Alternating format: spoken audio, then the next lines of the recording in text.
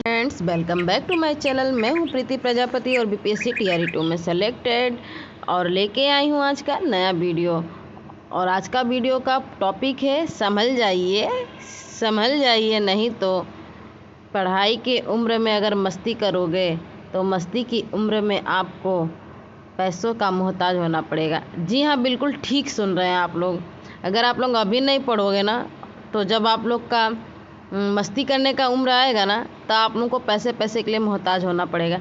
चाहे आप अभी जितने भी धनी परिवार से बिलोंग करते हो, चाहे आपके पास कितनी भी सुख सुविधाएं क्यों ना, लेकिन एक वक्त ऐसा ज़रूर आएगा जब माँ बाप भी पैसे देने से इनकार कर देते हैं या फिर आपको पैसे की जितनी ज़रूरत है उतनी नहीं मिलेगी। आपको अपना मन मार के रहना पड़ेगा। जी हाँ, हाउसवाइफ को तो ये घुटन महसूस होती ही है कि अगर उनको कुछ भी चीज़ चाहिए होता है ना तो उनको मांगना पड़ता है, और मांगने पर भी अगर जब नहीं मिलता है ना तो दिल को बहुत दुख होता है। जब आपको कहा जाता है क्या ज़रूरत है, इतना सारा तो ली रखी हो, या फिर आप बाज़ार जाते हैं, आपको कोई चीज़ पसंद आ रही है ना, आप उसको नहीं ले पा रहे हो ना उसकी प्राइस की वजह से, उसके किसी भी चीज़ से किसी भी रीज़न से अगर आपको वो पैसा सामान छोड़ना पड़ता है ना तो दिल को बहुत धक्का लगता है। इसीलिए अपनी शौक़, अपनी ज़रूरतों को पूरा करने के लिए आज और अभी से ही पढ़ाई में लग जाइए। एग्ज़ाम के डेट के आने का कोई भी इंतज़ार मत कीजिए। जी हाँ, मैं सही कह रही हूँ। मैंने जो 10 साल में गलती की कि एग्ज़ाम के डेट के आने का वेट करती थी और सारा दिन कापी किताब बंद, पूरी दिन मस्ती,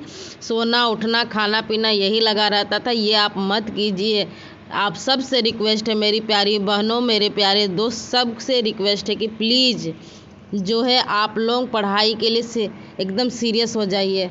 आप एग्ज़ाम के आने का डेट के इंतज़ार मत कीजिए। अभी यूपी टीजीटी पीजीटी का एग्ज़ाम का डेट का कोई भी क्या बोले आपको, कोई भी मतलब कि एक राह नहीं दिख रहा कि कब होगा, लेकिन आपके पास समय बहुत है। मैं कहूँगी अभी भी आपको जीरो से पढ़ाई शुरू कर देनी चाहिए। अगर आपको एग्ज़ाम में सफलता पाना है, अपने सपने को पूरा करना है, तो आपको अभी से ही एग्ज़ाम में लग जाना है। रिक्वेस्ट कर रही हूँ, आप अभी से एग्ज़ाम में लग जाइए। और आप जितना भी पढ़े हैं ना, आपका एग्ज़ाम नहीं क्लियर हो रहा तो जीरो मान लीजिए, जीरो से पढ़िए। आपका जो भी कोचिंग संस्थान है आप उससे ही जुड़े रहिए और एक ही गुरु को पकड़ के चलिए। आप उन पर ट्रस्ट कीजिए, देखिए जीत आपकी ही होगी।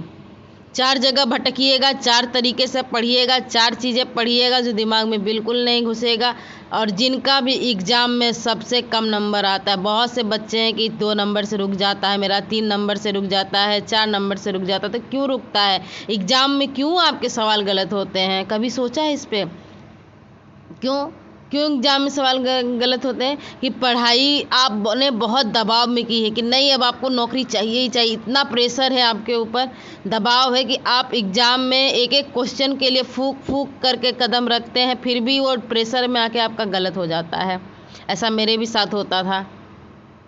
और अगर आपके पास पढ़ाई का कम वक्त है, आपने पूरा सिलेबस पूरा नहीं किया, तो ये प्रेशर पक्का आपके ऊपर रहेगा। आपने पढ़ाई टेंशन में की है कि इस बार अगर मेरा सिलेक्शन नहीं हुआ तो क्या होगा, उसमें भी आपके सवाल गलत होते हैं। अगर आपका कॉन्सेप्ट क्लियर नहीं है ना तो आपके जवाब तो 100% गलत होंगे, क्योंकि आपको लगेगा कि ये भी सही है, वो भी सही है, ये भी सही था, वो भी सही था, तो आप कन्फ्यूजन में राइट आंसर तक नहीं पहुंचोगे और आंसर गलत करके आओगे। जब आप घर आके देखोगे, अरे यार इसका तो ये था, सच में हट कैसे गलती हो गई। ये दुनिया भर की चीज़ें ना जो मैं अपनी बोल रही हूँ ना, सचमुच में ऐसा होता है, सब कुछ मैंने फील किया है। इसलिए आप लोगों के लिए मैं हमेशा वीडियो लेके आते रहते हो कि आप पढ़ाई का जो भी तरीका है चुने, उसको चेंज कीजिए और लग जाइए अपने आप को पढ़ाई करने में। जीरो अपने आप को मान लीजिए, रिक्वेस्ट कर रही हूँ, और फिर से कॉन्सेप्ट पे काम करना शुरू कीजिए।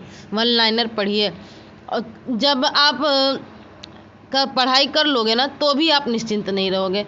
लोग कहते हैं ना कि स्टूडेंट आखिर कब निश्चिंत हो जाता है। स्टूडेंट कभी निश्चिंत नहीं होता है जब तक कि उसकी ज्वाइनिंग नहीं हो जाती है, जब तक कि वो अपने मंजिल को नहीं पा लेता, वो कभी निश्चिंत नहीं होता। जब तक का उसका कैरियर जो है सेफ नहीं हो जाता, तब तक वो कभी निश्चिंत नहीं हो सकता है। क्यों? क्योंकि अगर आपने एग्ज़ाम के लिए बैठे हो तो एग्ज़ाम में अच्छे नंबर आने का डर, जब आपका स्कोर अच्छा हो रहा है तो मेरिट में आने का डर, अगर मेरिट में आ गए हैं तो कहीं कोई दिक्कत ना हो जाए जब तक कि ज्वाइन नहीं हुई है उसका डर। जब ज्वाइन हो जाता तो पहली सैलरी आ जाए तो मेरी नौकरी सिक्योर हो जाए, तब भी डर लगा रहता है, तब तक डर लगा रहता है। तो हाथ जोड़ के आपसे विनती करती हूँ, पढ़ाई में लग जाइए। अगर आपको सच में अपना सपना पूरा करना है, आपको पैसे के लिए किसी पे मोहताज नहीं होना है, तो पढ़ाई में लग जाइए आप लोग। और अपनी गलती को खोजिए, अपनी गलती को अनदेखा मत कीजिए, नहीं तो ज़िंदगी बर्बाद हो जाएगी। आप अभी जिस भी एज में हैं, चाहे कम हो या ज़्यादा हो, सोचिए आपने जो समय बिता दिया, अगर आप उस समय में अच्छे से पढ़ते तो आपको कितना लाभ होता। मेरी हाउस वाइफ बहनों जिनके बच्चे हैं, सोचिए इस बारे में कि जब आपकी शादी हुई थी तब भी आपके पास बहुत समय था, जब पहला बेबी था तो भी बहुत समय था। जैसे जैसे दिन बीतेगा जिम्मेदारियां बढ़ती जाएंगी, आपके ऊपर बोझ बढ़ता जाएगा। इसीलिए आज जो समय है वही बेस्ट समय है, इससे अच्छा समय नहीं आएगा कभी भी ज़िंदगी में, इससे अच्छा समय नहीं आएगा। इसीलिए आज से ही पढ़ना शुरू कर लीजिए, यही बेस्ट है। अब आपको पढ़ने के लिए प्रॉपर सेटअप चाहिए, जैसा कि आप वीडियो में देखते हो कि बुक लगी है, किताबें हैं, कैलेंडर है, बेंच टेबल कुर्सी लगा हुआ है, मस्त एकदम पढ़ेंगे। नहीं, ऐसा नहीं है। अगर आपके पास संसाधन की कमी है, बेड है, बेड को अपना स्टडी टेबल बनाइए। बेड नहीं है, चटाई बिछाइए, अपना स्टडी टेबल बनाइए और बस पढ़ाई पर ध्यान दीजिए, दुनिया भर के बकवास चीज़ों पे नहीं। घर के काम को आप कम कीजिए, घर के डेकोरेशन पे कम ध्यान दीजिए, सिर्फ और सिर्फ अपने पढ़ाई पे ध्यान दीजिए। एकदम सेल्फिश बन जाइए। लोग, रिश्तेदार ना आपको कहीं भी नहीं छोड़ेंगे, हमेशा आपको तकलीफ देंगे, हमेशा आपका साथ छोड़ के गायब ही रहेंगे, कभी आपको मोटिवेट नहीं करेंगे। कभी आपका किसी भी काम में, अगर आप बिजनेस शुरू करोगे ना, क्योंकि इतना दिमाग पढ़ाई में लगाती तो कुछ नौकरी कर लेती। जब आप नौकरी कर लोगे ना पढ़ाई करके, अरे इससे अच्छा तो आप बिजनेस में कमा लेती। अगर आप कुछ भी कर रहे हो ना, सिलाई बुनाई करे, अरे यार दिन भर उसमें लगी रहती, पढ़ी रहती तो आज अच्छा कर लेती। मतलब दुनिया ना किसी चीज़ में खुश नहीं होती। आपके रिश्तेदार आपको हमेशा ताना मारते रहेंगे और आप उन बातों को सोच सोच के अगर रोते रहेंगे, वो बातें दिमाग में बार बार रिकॉल होती रहेंगी ना, तो आपकी पढ़ाई ज़रूर बर्बाद होगी। इसीलिए अगर आपके दिमाग में सारी बातें आती हैं तो अपने आंसू को पोंछिए, उठिए, जो आपको अच्छा लगता है, जैसे खाना बनाना, गो करना, आप 1 से 1.5 घंटे उसमें टाइम दीजिए और फिर से आप पढ़ने बैठ जाइए। जो इच्छा करता है, आपको फ़ोन देखना है, किताबें पढ़ना है, टीवी देखना है, देखिए, लेकिन फिर से पढ़ने बैठ जाइए। एक बात और है, जीवन में हमेशा ही प्रॉब्लम आते रहेंगी, तो प्रॉब्लम को जो है चैलेंज लीजिए, मेंटली इतना स्ट्रांग रहिए कि प्रॉब्लम आपको हिला ना पाए।